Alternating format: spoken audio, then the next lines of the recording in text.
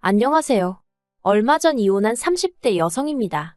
이렇게 남에게 제 이야기를 해본 적이 거의 없어서 어떻게 시작해야 할지도 모르겠네요. 일단 제가 왜 결혼 생활이 어땠는지 이야기를 좀 해보고 싶어요. 이미 이혼까지 한마당에 굳이 그런 이야기를 못하러 하고 싶어 하냐 하실 수도 있겠지만 제 나름대로의 마무리라고 할까요? 혹시나 이 이야기가 남들 입을 타고 시어머니 귀에 들어가면 더 좋을 것 같기도 하고요.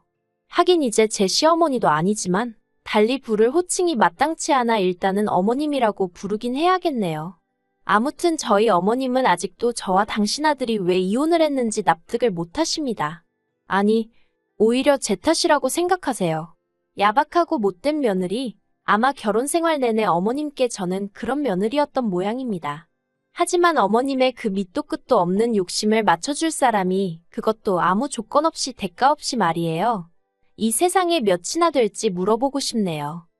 친구의 소개로 만난 남편은 사람이 밝지만 동시에 내면엔 슬픔이 가득한 사람이었습니다. 처음엔 이유를 알지 못했기에 그저 감수성이 풍부한 사람 정도로만 이해를 했고요. 하지만 연애를 시작하고 얼마 지나지 않아 같이 술을 마시다가 남편의 가족관계를 알게 되었습니다. 제 어머님은 아버님의 두 번째 처였어요. 물론 정상적으로 이혼하고 재혼한 부인이라면 요즘 세상에 흉이랄 것도 못 되지요. 하지만 그런 게 아니라 아버님께서 아픈 첫째 부인을 내버려두고 지금의 어머님과 살림을 차리셨던 거예요. 그 과정에서 자식, 그러니까 제 남편까지 낳으신 거고요. 드라마에서나 나올 법한 이야기라 솔직히 저도 너무 충격이었습니다. 아무튼 이후로 첫째 부인이셨던 큰어머님이 돌아가시면서 이렇게 표현해도 될지 모르겠지만 지금의 어머님이 자연스레 그 자리를 꿰차게 되셨다대요. 문제는 아버님을 제외한 친가 쪽 누구도 어머님을 곱게 봐주는 사람이 없었다는 거지만요. 그리고 남편에게는 배다른 형제, 위로 3살 많은 아주버님도 있습니다. 그 아주버님과는 당연히 사이가 좋지 않고요. 아무튼 그런 환경에서 자라다 보니 남편은 아버님과 아주버님에게 상당히 거리감을 느끼고 있었던 반면 어머님과는 다른 모자지간들과는 달리 더 끈끈한 애착관계가 형성되어 있던 거지요. 하지만 이런 가정환경이 솔직히 제 결혼 생활에 영향을 끼칠 거라곤 생각하지 못했습니다. 남편이 어머님을 많이 걱정하는 건 알고 있었지만 소위 마마보이의 기질은 보이지 않기도 했고 결혼 이야기가 본격적으로 오가던 당시에 어머님이 저를 무척 마음에 들어 하시며 정말 잘해주셨거든요. 그래서 저도 아무래도 집안 사정도 다 알던 상황이었으니 이제 어머님께 아들만 있는 게 아니라 믿을 만한 며느리도 있다는 사실을 꼭 느끼게 해드리고 싶었어요. 하지만 결혼하고 얼마 지나지 않아서 어머님이 저를 왜 마음에 들어 하셨던 건지 알게 되었고 그 이유가 솔직히 달갑지만은 않았습니다. 형편이 변변치 않았던 시댁과 달리 친정은 궁색하지 않아요. 초등학교 교장 선생님까지 하시고 퇴직하신 친정아버지와 간호사로 일하시던 친정어머니 밑에서 비교적 여유 있는 10대, 20대를 보낼 수 있었지요. 자식이라곤 저 하나가 전부라서 저에게 필요한 것이라면 가능한 전폭적으로 지원해 주셨고요. 그래서 덕분에 저도 대학교 졸업 후 바로 대기업에 입사할 수 있었다고 생각합니다. 뿐만 아니라 저에게 미리 증여해 주신 아파트가 있었기에 저희는 어느 다른 대부분의 젊은 부부들과 달리 비교적 여유로운 결혼 준비가 가능했어요. 하지만 시댁은 원래는 아버님을 포함해 형제분들이 가족 사업을 했었는데 언젠가부터 형제분들이 아버님을 시샘하면서 쫓아냈다고 하대요. 그리고 이후로는 지인들에게 묻고 물어 소일거리를 하면서 그럭저럭 생활만 이어나가고 계신 상황이었고요. 하지만 이런 상황 때문에 친정에서 결혼을 반대하거나 그런 일은 없었습니다. 일단 남편이 저희 부모님께 너무 잘했거든요. 저희 부모님이 가족관계나 재산 등과는 상관없이 자기 한 사람을 봐주시는 게 너무 감사하다면서요. 그리고 당연히 제 입장에서는 결혼 상대가 그런 소리를 하니 감동할 수밖에 없었고요. 그리고 남편 말대로 저희 친정부모님은 정말 남편의 사람됨됨이를 가장 중요시 여기시는 분들이었습니다. 부모님이나 재산 같은 건 남편의 의지대로 바꾸고 선택할 수 있는 문제가 아니니 그런 것들로 남편을 비난할 생각은 전혀 없다 하셨지요.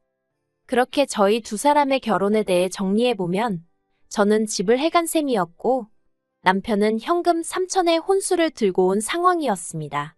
그리고 저는 제가 손해를 봤다면 손해를 본 거지. 절대 어느 면에서도 득을 봤다고는 생각하지 않아요. 심지어 앞으로 벌어올 기대 수입을 생각하더라도 남편이 다니고 있던 직장보다는 제가 다니는 직장이 비교도 안 될 만큼 구조적으로나 재정적으로나 탄탄한 상황이었으니까요. 그리고 저는 맹세하건대 마지막에 남편과 정말 할 말 못할 말이 오가던 그때를 제외하곤 이런 부분들에 있어서 유세를 부린다거나 생색을 낸 적이 없습니다. 앞으로 서로 노력하며 열심히 사는 게 중요하지. 누가 뭘 얼마나 해왔고 그런 걸 따져서 뭐하나 싶었지요. 그런데 어머님은 그런 저를 기특하게 봐주시는 게 아니라 오히려 더 받아낼 궁리를 하시대요. 결혼 전 남편은 어떻게 보면 시부모님께는 유일한 희망이자 기댈 곳이었던 모양입니다. 아주버님은 아버님에게 배신감이 든다며 명절이나 아버님 생신같이 어쩔 수 없는 경우에만 예의상 얼굴을 비출 뿐이었지 맞으라고 해서 크게 무슨 역할을 하는 건 아니더라고요. 그리고 저는 몰랐는데 남편은 매달 어머님께 50만 원씩 용돈을 드리고 있었어요. 아버님도 모르게 말이에요. 제가 그 사실을 알게 된 건 결혼하고 2달째 되던 때였는데 어머님이 저희와 식사를 하시던 도중에 이제 며느리까지 받는데 용돈이 느는 게 아니라 어찌 줄었냐며 물어오셨기 때문입니다. 하지만 더욱더 저를 힘들게 한 건 어머님이 저에게 기대하신 게 단지 금전적인 것만은 아니었다는 사실이었어요. 어머님은 제가 친정어머니와 뭐라도 같이 하는 꼴을 못 보시더라고요. 한 번은 친정어머니와 미술 전시회를 보고 근처에서 점심을 먹고 있는데 어머님에게 전화가 걸려왔습니다. 너 어딘데 전화를 이렇게 늦게 받니? 지금 친정어머니랑 같이 있어요. 사돈이나 너나 팔자가 상팔자가 따로 없구나. 나는 이렇게 찌는 집구석에서 혼자 있는데 너 그러고 밖에 있으면 우리 아들 저녁은 언제 준비하냐? 민석 씨도 지금 친구 만나고 있대요. 저녁은 먹고 온다고 하더라고요. 너가 그렇게 싸돌아다니는데 우리 아들이 집에서 밥 먹고 싶단 소리가 나오기나 하겠니? 너도 그만 집에 들어가라. 그리고 이후로도 친정어머니와 있으면 어머님은 그걸 어떻게 귀신같이 아시곤 전화를 해서는 잔소리를 하시기 일쑤였습니다. 그래서 언젠가부턴 저도 거짓말을 하거나 전화를 받지 않거나 솔직히 시어머니와 며느리의 두뇌 싸움도 아니고 이게 뭔 짓인가 싶대요. 그리고 이 상황을 두고 남편은 제가 친정어머니랑 시어머니를 차별해서 그렇답니다. 자기 어머니, 그러니까 어머님은 딸도 없고 자기는 아들이라 저처럼 살갑게 못하지 않냐면서 저더러 친정어머니께 하듯이 어머님한테도 좀 해드리면 안 되냐 그러대요. 그리고 그때는 아 정말 그런가 하는 생각과 함께 내가 너무 생각이 짧았구나 싶어서 알겠다 했습니다. 그래서 이후로 몇 번인가 어머님을 모시고 영화도 보러 가고 쇼핑도 가고 그랬어요. 하지만 이내 친정어머니와 시어머니는 절대로 같을 수 없다는 사실을 알게 되었지요.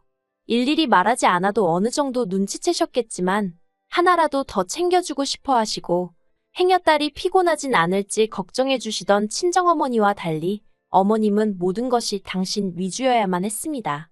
그리고 어떻게든 제 지갑에서 10,000원이라도 더 나오게 하시려고 혈안이 되신 분 같았달까요. 티 하나 사드리겠다고 하니까 골프도 치지 않으시는 양반이 요새는 골프 옷을 일상복처럼 입는 게 유행이라 하더라며 30만 원씩 하는 세일도 안 하는 티셔츠를 고르시질 않나. 심지어 한 번은 상견례 때 저희 어머니가 들고 나왔던 모 명품 브랜드를 백화점에서 발견하시곤 그걸 사달라고 하시는 거예요. 그래서 제가 죄송하지만 그 정도 사드릴 형편이 안 된다고 했더니 니네 엄마였음 사줬겠지? 그러시대요. 저도 결국 그때는 순간 짜증을 참지 못하고 저희 친정어머니셨으면 당신이 사서 저에게 선물로 주셨을 거라고 한마디 쏘아붙였습니다. 하지만 이런 문제를 떠나서 제가 정말 화가 났던 건 얼마 전에 있었던 일 때문이었어요. 곧 다가올 친정아버지의 생신을 앞두고 저는 여동생과 상의 끝에 아버지 차를 바꿔드리기로 했습니다. 둘이서 원래는 가족 넷이 어디 멋진 나라로 여행이나 한번 가보자면서 10년 넘게 적금을 붓고 있었거든요. 그런데 막상 여행을 가려니까 친정부모님 두 분 다 외국 가는 게 내키지 않는다 하시면서 이제 두 분 다 시간도 많으니 국내 여행이나 천천히 다녔으면 좋겠다 하시는 거예요. 그래서 그러면 어떡할까 하다가 친정아버지 차가 많이 낡았으니 그걸 바꿔드리는 게 어떻겠냐는 이야기가 나왔습니다. 참고로 저희들이 모은 돈은 4천 남짓이었어요. 그리고 저는 이 이야기를 남편에게도 했습니다.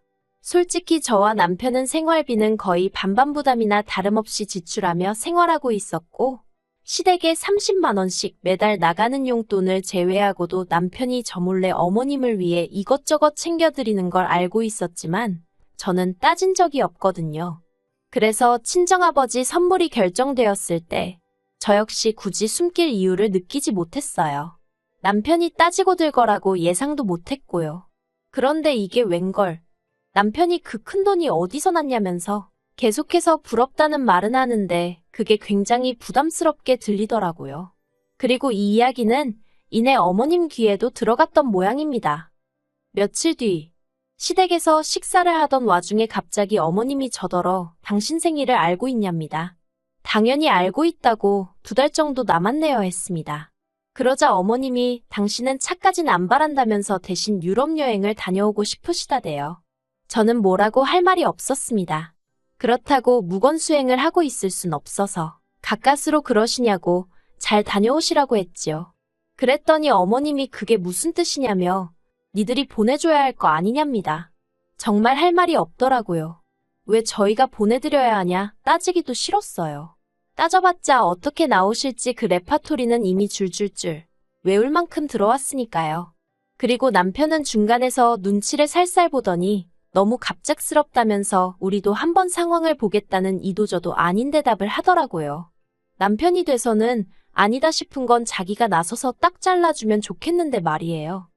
그리고 그렇게 집에 와서 저희 부부는 사흘 동안 한마디도 섞지 않았습니다.